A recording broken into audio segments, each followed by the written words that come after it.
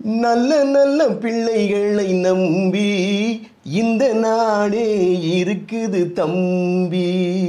சின்னஞ்சிறு கைகளை நம்பி ஒரு சரித்திரம் இருக்குது தம்பி.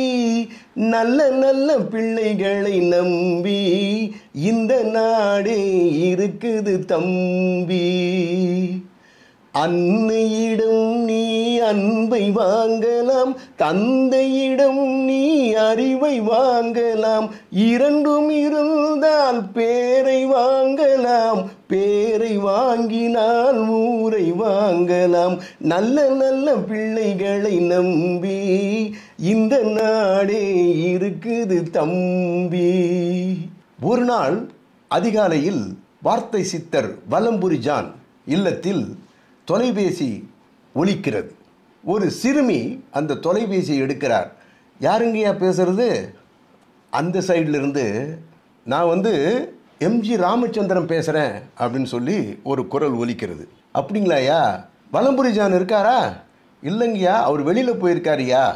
அப்படியா அப்படின்னு கேட்டுட்டு, நீ என்ன பண்ணுற, உன் பேர் என்ன, என்ன படிச்சிருக்கியா அப்படின்னு விவரமாக கேட்குறாரு நமது பொன்மனச்செம்மல் புரட்சி தலைவர் எம்ஜிஆர் அவர்கள் அந்த சிறுமியிடம்.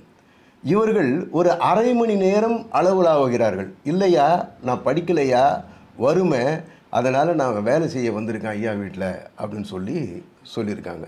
நீங்கள் என்ன பண்ணுறீங்க, ஐயா வந்த உடனே என்னை தொலைபேசியில் கான்டாக்ட் பண்ண சொல்லுங்கன்னு சொல்கிறாரு. ஐயா நீங்கள் சொன்ன பேர் எனக்கு மறந்து போச்சிங்கய்யா, மறுபடியும் ஒரு தடவை சொல்கிறீங்களா ஐயா, ஞாபகம் வச்சுட்டு ஐயா கிட்ட சொல்கிறதுக்கு. நான் எம்ஜி ராமச்சந்திரன் பேசுகிறேம்மா, வந்த உடனே சொல்கிறீங்களா? கண்டிப்பாக சொல்கிறேயா அப்படின்னு சொல்லிட்டு அந்த சிறுமி ஃபோனில் வச்சுட்டாங்களாம். வார்த்தை சித்தர் வலம்புரி ஜான் வருகிறார்.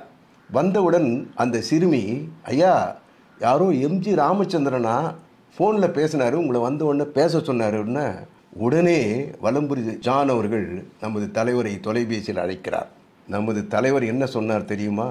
ஜான், அங்கே உங்கள் வீட்டில் வேலை செய்கிறது இல்லை குழந்தை, அந்த குழந்தைக்காக ஒரு கவரில் பணம் போட்டு கொடுத்து அனுப்பியிருக்கேன். அந்த பணத்தை வச்சு அந்த குழந்தைய படிக்க வைங்க, மேற்கொண்டு படிப்பதற்கு நான் பொறுப்பேற்றுக் கொள்கிறேன் என்று சொன்னாராம் கருணாமூர்த்தி நமது பொன்மனச்செம்மல் புரட்சி தலைவர் எம்ஜிஆர் அவர்கள். அதாவது நல்ல நல்ல பிள்ளைகளை நம்பி இந்த நாடே இருக்குது தம்பின்னு பாடினதோடவா செஞ்சார். எத்தனை குழந்தைகளுடைய பசிப்பினியை போக்கினார். அந்த பசிப்பினியை போக்கிக் கொண்ட குழந்தைகள் இன்றைக்கு எத்தனை பெரிய பெரிய பதவிகளில் இருக்கிறார்கள் என்பதும் நாடறிந்த உண்மைதானே.